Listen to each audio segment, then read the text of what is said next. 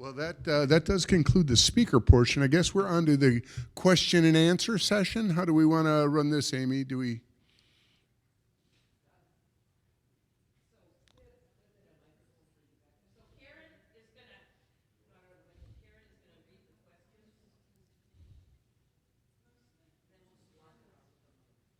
There you go. Oh, there you are. Question for Ben.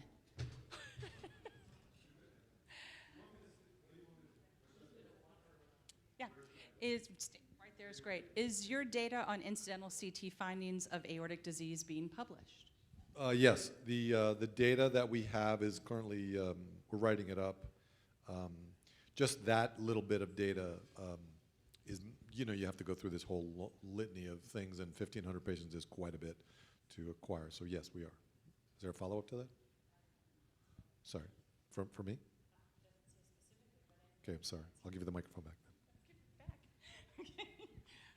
It's like, okay. How do cardiac calcium scans factor into congenital aortic valve-like BAV and associated dilation? Sure, if you want to answer it, and there's a follow-up to that. Anybody else want to answer it? I don't know where everybody's sitting. I'm reading. How do calcium scores against factor in the BAV and association dilation?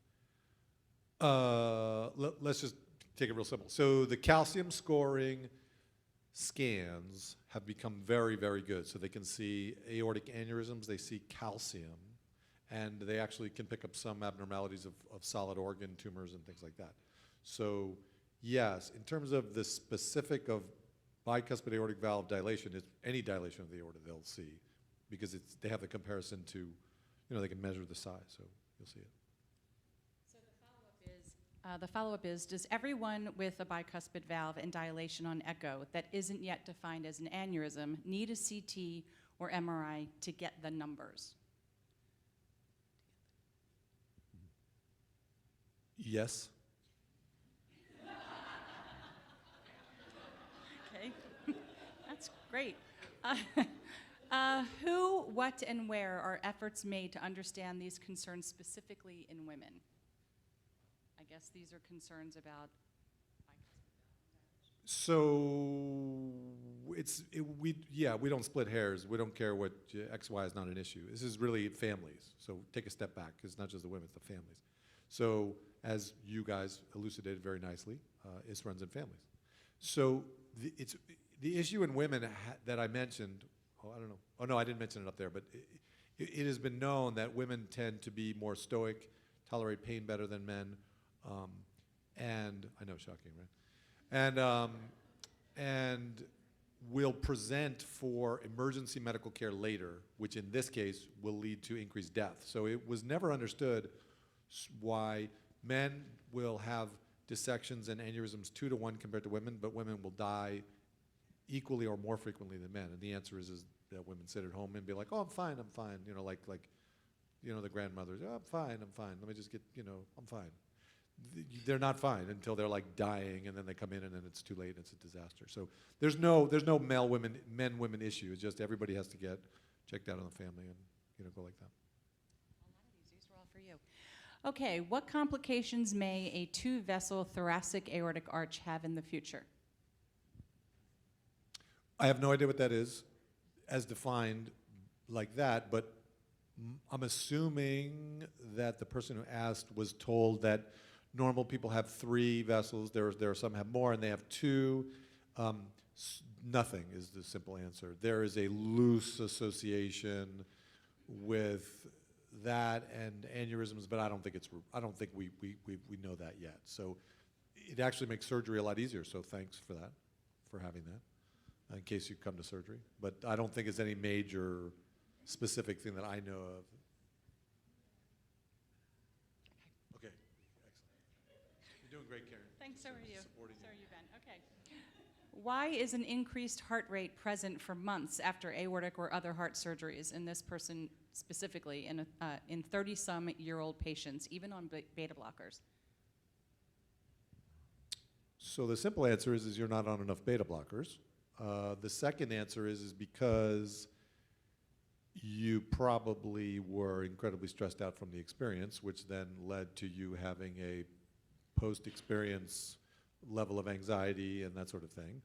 And the other possibility is you have a native arrhythmia that needs to be addressed and that you need to be on more beta blockers. There's about 1,000 different answers. Those are just the top few. So as with everything, we're not here to diagnose. Please see your doctor. How likely is it that Eliquis will be approved for patients with a mechanical aortic valve? Now that's a good question. So the Onyx valve, which was shown in Dr. I forget his name, nice guy talk, but which I liked a lot. I'm glad I wasn't close to him because he seemed much smarter than me. The Onyx valve, which is the most recent of the mechanical valves, was designed incredibly well and seems to be less thrombogenic than the other valves, the other metal valves. That valve is currently in a trial with, not with Eliquis, but I think with Xarelto. I'm not sure which it's with, but because it's all closed. But that trial is looking at it to see whether people can take it. My guess is that trial is going to be successful, would be my guess. The valve has already been rated for an INR of 1.5, which anybody who's on Coumadin or remembers being on Coumadin, normal is 1, international normalized ratio is 1. If you're on Coumadin, you can go higher than that, so 1.5, 2 or whatever. So the fact that it was already downgraded means that it's probably going to be a successful trial. Sometime in the next 5 years would be my guess, but it's not going to be the other valves. It's going to be just the Onyx valve. Which valve do you have? That's all right. It's all right. You'll be fine. Coumadin works. It's been around for a long, long time. It works. It's very effective. As someone that had an emergency type A and has been living with a type B and a strong history of dissection, how do you find a balance in mental health with long-term stress? That's for you. That's your question. Well, as somebody who has a type A and a type B dissection, with no history of dissection but history of aneurysms in my family, the easiest way to find that balance of mental health and reducing the stress is to be part of a support group in an organization. It really is the easiest and quickest way because you have an opportunity to meet other like-minded individuals, people, as we talked about, who can validate your experiences. And as we were just saying here at the table, it makes it okay to experience your emotions. You're given permission to say, we can laugh at our situation, as Mike did such a great job, or we can become emotional over a situation. And when you are part of a support group, they often bring in speakers that can teach you the grounding techniques, which are really very simple, and I'm sure we can all Google everything these days, but that would be the way I would say. And then, of course, you can always look for a therapist as well. Okay. God. So the issue of therapy, the issue of being part of a support group is very important. No question about it. I think that these organizations, and I take them as a whole, really do more to help you than probably anything else that you can do. Because, as you said, you had heart disease and you survived. It's like hard to call the people that don't, but obviously, having the conversation with somebody who has gone through a like experience, shared experiences are actually the number one thing, whether, your shared experience of trauma and torture as a child, against your parents, or your shared experience in camp, shared experience in life, jobs, and this. Finding people across the country and across the world that have had these shared experiences is so incredibly important. But as our psychiatrist, Dr. Schwartz, will tell you, it's incredibly important for you to fold in a professional person. And when I say a professional person, I mean a psychiatrist. Because people who are now crossing over the line from being able to tolerate and deal with their stress to not being able to tolerate it and needing some medical, meaning medicine, support in order to get themselves back, need to talk to somebody. You can't just, listen, marijuana and CBD and all this stuff and alcohol, it's all available and everybody uses it to some degree to help with their anxiety. It is not the best treatment, clearly. So having a psychiatrist part of your team, your own personal team, is incredibly important. And talking about the fact that anxiety and depression and all these other things run in your family is as important as these types of things. So just talk to people. You don't have to be honest with me. Just be honest with your family about this stuff. Should my BP be monitored differently after aortic dissection? Differently than what? I mean, there was a great talk, and I've talked about this. I talked about it on the thing. There's a website called validatebp.org. Okay, so these are some important things. Validatebp.org. You can write that down. I think that's what it was. This is an organization of volunteers, physicians who get together and screen blood pressure, home blood pressure monitoring systems, as cheap or expensive as they want, that they work. And there's a bunch of them on the website. I'm not going to tell you what to get or what not to get, but just get one that works. And then they talk to you about taking your blood pressure, which is, Karen, going and sitting for 5 minutes by the clock, calmly and peacefully, before taking your blood pressure. Taking 3 blood pressures in the arm that you know it's the highest if you have a differential, and relaxing your arm and being in a sitting or lying down position 3 times in a row, and doing the same thing at night. And you actually should take it twice a day at the exact same time, take your medicine at the same time. And those are the numbers you should bring to your physician to check. I was doing it wrong and giving people the wrong advice, and I was told to stop doing that, and now I tell people the right answer. So I've been schooled, so I now get to teach you guys. Okay, this individual's dissection happened at 45 years old, and the question is, if somebody has a job that's really stressful, and now they're trying to live with the after effects of having a dissection, should they consider maybe changing their career, changing their job to reduce stress? So working and being a functional member of society is by far probably one of the greatest things you can do with your life. Giving back in some sort of way with your career is a great thing to do. I've had, construction workers and people that lift really big, heavy things come in with dissections, and they have to change their careers.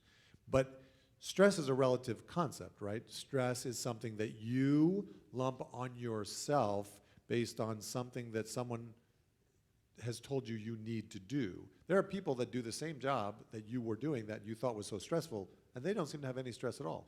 And we hate those people. We hate them with all of our soul because somehow they seem to be going through life easier than us. But the truth is that there's a reason that their situation is less stressful, and if you can figure that out, you can do your job just as well as you were doing it before with a less stressful approach. Everybody says, how do I do my job? And my friend, who does not do what I do, says, how do you deal with that? All the people, people die and people get sick. I'm like, this happens whether I'm in the hospital or not. I'm not causing them. It's not causation. I'm not that powerful, So I'm just in there trying to help. I'm doing the best I can. So he's like, oh, that's an interesting perspective. I'm like, how else would you think about it? And in his job, he was like taking on all the stuff, and actually just those words helped him to figure it out. So again, psychiatrists and therapists and eating the right food. I love that talk, by the way. That talk was awesome. There's so much depth to that conversation. It's like, it's really phenomenal. But a emotionally stressful job as compared to a physically stressful job, I think you should figure out how to navigate the stress versus change your career, because you just invested a tremendous amount of time, right? You're 40-something. That means you invested a lot of years. I wouldn't just drop it for this. I would figure out how to do it better. If you had a family member who didn't fare so well in a procedure or in surgery related to aortic disease, what would be some advice you can tell somebody, or really anybody, of the best ways they can prepare before any procedure, any surgery, any intervention? How can they best prepare themselves? Yeah, it's amazing. Anybody in the room? There's somebody in the room, right? Somebody died. Somebody in the room lost a family member. I remember the conversation. You did, yeah. It's brutal. We hear all the time, I didn't want to come to the hospital because my family member died in that hospital. But that's because they never moved, so the family grew up in Brooklyn, and this is the hospital they go to. Every family member probably died at that hospital, and so they're like, they're hospital averse. It's not the hospital. It's not the situation. It's figuring out what you need. I think you said it very well about your dad. There are people that don't want to know anything, right? They don't want to know anything, and there's other people that want to know everything, every little detail about it. I don't know the answer in terms of how to prepare yourself very well. You will. I think you should, yeah. I think number one is talking to people that have success stories, even if they're hard. You can do research, you can do too much research, and surrounding yourself with people that are gonna help you keep positive. Even if it's gonna be bad, it's not gonna do you any good to worry about it or be negative going in. It's not gonna make it do better. It actually might make it worse. So Amy, a few times on the phone to me, said, get off the internet, go hang out with your family, or something like that to me. So, and the other thing I didn't say earlier, which I wish I would have, so I will now, is when I got the diagnosis, I was really mad at God. I was like, I worked so hard to get healthy, and you give me just, 3 diseases, because I was diagnosed with basal cell cancer surgery, and I've had 3 surgeries for that since open heart too. So I never had surgery before except C-sections, and now I've had like 8 or 9. But just, there were people I talked to that were, they told me, I know you said therapy, counseling, but it was sort of like, are you on antidepressants? Are you on anxiety medications? You better get them from your doctor now. And I was like, really?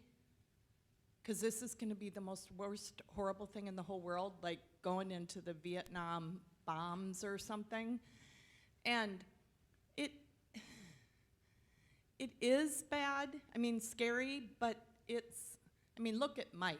I'm mad at Mike because he barely talked today. How many heart surgeries have you had? 6 heart vascular surgeries in the last 6 years. Yeah, 6 and 6 years. And that guy smiles brightly more than most people I know. And ask him how many people he saved when he was a Yeah, mailman. Mike, if there's time during dinner, Mike better get on the microphone again. But anyway, I was so mad at God.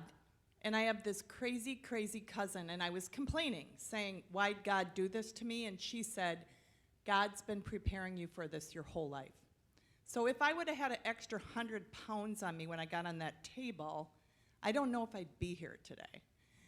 And so preparing yourself also to, like Teresa, get on the treadmill, and I'm back on the treadmill. I quit after rehab. I quit.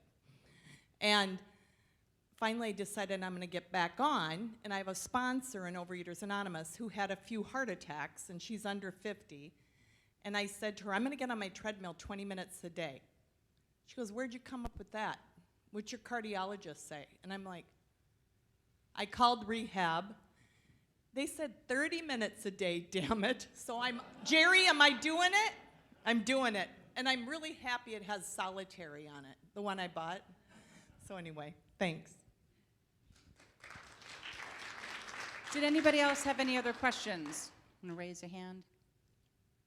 I have a quick question about the nutrition aspect. So I was Googling a lot of the sites you had up, and I'll be honest, I shut them all down because it just seemed way overwhelming to make that kind of change. I am a meat eater. I don't eat a lot of red meat. I will eat some fish. I can't do all the vegetables and fruits, Crohn's disease, a lot of background, but how does somebody who wants to make a change, how do you even begin? What would you recommend to do that change? Oh yeah, it would help if I came over to you. I have the mic. It's a long day. It's a long day. You're doing great. No, this is a great question. So I think those SMART goals, so you don't have to do it all at once. That's my overarching message. Just pick 3 things. Whether it's I'm going to eat some more nuts, I'm going to eat 1 more serving of vegetable, I'm going to try some soy milk, or I've had a patient just do almond milk in their coffee, like just to try, just slow but steady, and pick 1 website to look at. There's a couple resources, and my husband isn't vegan or vegetarian. Eating meat isn't evil or bad. I really don't think of foods as good or bad. I'm raising 3 little girls, so really that relationship with food is so complex. But talking about, they do studies where they've got these cells and they put different foods on it, and the cells either grow healthy or they die. And so thinking about that food we put in fuels that good stuff or that, stuff that isn't as good to grow in our bodies too. I think these personal experiences, have made me passionate about it. But I think hearing from patients how other things have improved too, so maybe you don't have a cholesterol problem or whatnot, but just, I have a daughter who was on 3 different heartburn medications, and she had 2 endoscopies in elementary school. They put a little attached sensor in her esophagus, and she had over 300 episodes of regurgitation in 3rd grade. And they took a little, and I'm vegetarian, so I was shoving milk and yogurt and string cheese, hoping that she's getting enough calcium and protein. And within 3 days of cutting out dairy, the endoscopy showed she was lactose intolerant. She got off all her medications.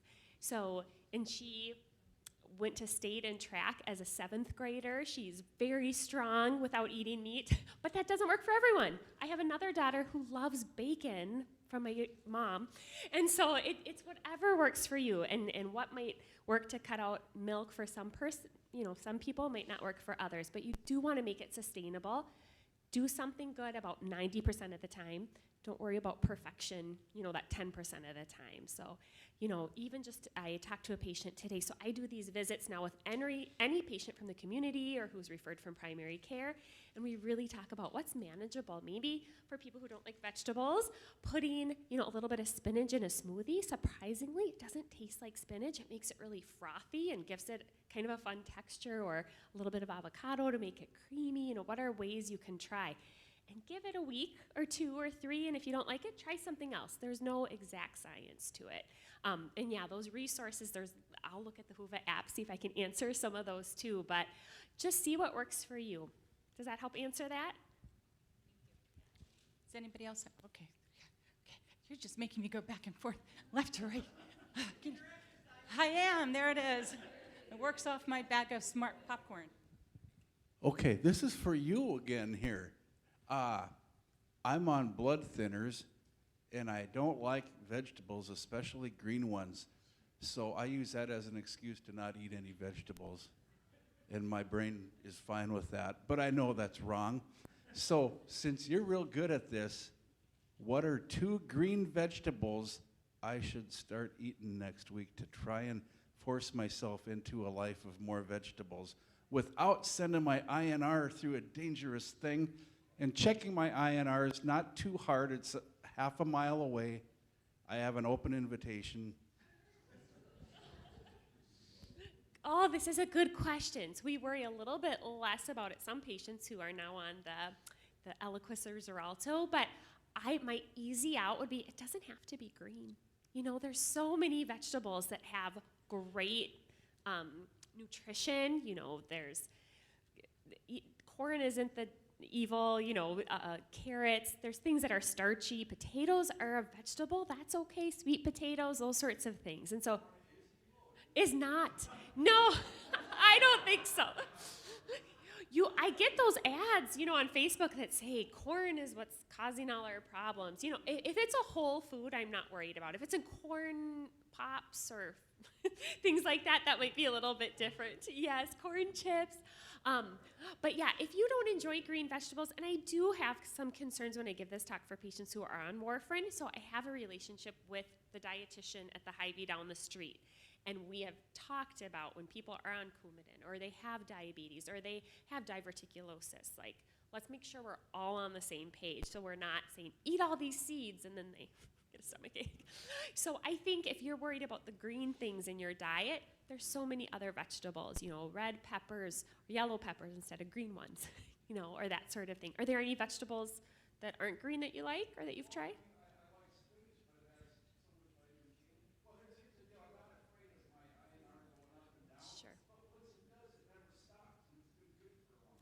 That's hard to want to rock the boat.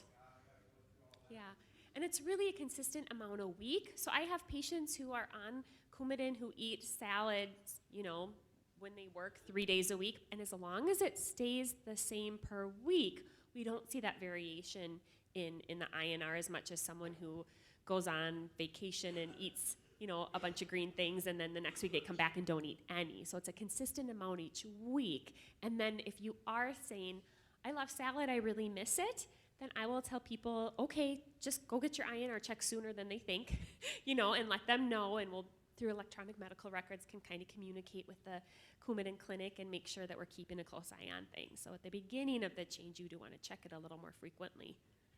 Yeah, but then once it's steady and you find your goal, that should stay pretty stable. But that's a great question. Yeah, any others?